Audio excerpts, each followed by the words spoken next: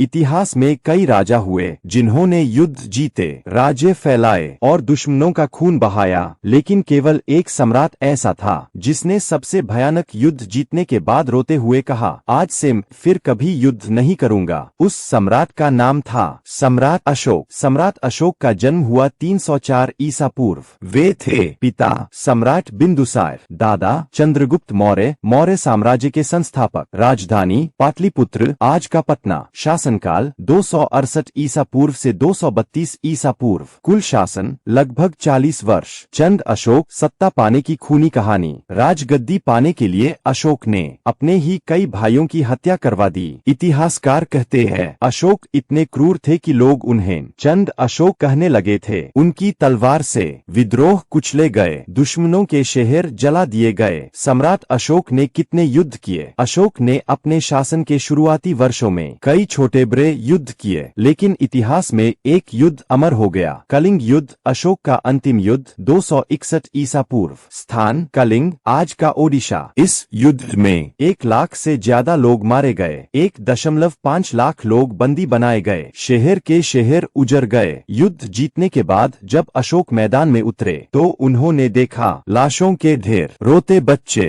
विधवाओं की चीखें। यही वह पल था जब एक हिंसक सम्राट टूट गया। चंद अशोक से धम्म अशोक बन गए। कलिंग युद्ध के बाद अशोक ने हिंसा त्याग दी। उन्होंने बौद्ध धर्म अपनाया, तलवार छोड़कर धम्म का मार्ग चुना। उन्होंने कहा, सबसे बड़ी विजय वह है जो बिना रक्त बहाए हो। कलिंग युद्ध अशोक का आखिरी युद्ध था। उसके बाद उन्होंने कोई युद्ध नहीं किया। यह बहुत जरूरी सच है। अशोक ने हिंदू मंदिर नहीं बनवाए, उन्होंने बनवाए बौद्ध स्तूप, बौद्ध विहार, मठ। लोक कथाओं के अनुसार 84,000 बौद्ध स्तूप बनवाए गए। प्रसिद्ध निर्माण सांची स्तूप मध्य प्रदेश, सारनाथ स्तूप कुशीनगर, वैशाली, बोध गया। अशोक ने पूरे भारत में पत्थर के स्तंभ लगवाए, उन पर धम्म के नियम खुदवाए। सारनाथ का अशोक स्तंभ आज भारत का राष्ट्रीय चिन्ह है। सम्राट अशोक की मृत्यु 232 ईसा पूर्व। इतिहास कहता है अशोक वह सम्राट था जिसने जीतकर भी पश्चाताप किया और दुनिया को शांति का रास्ता दिखाया। जहां दुनिया आज भी युद्ध से डरती है, वही सम्राट अशोक ने 2300 साल पहले ही समझ लिया था, ताकत तलवार में नहीं, ताकत करुणा में है। और सच्चा सम्राट वही है जो दिलों पर राज करे।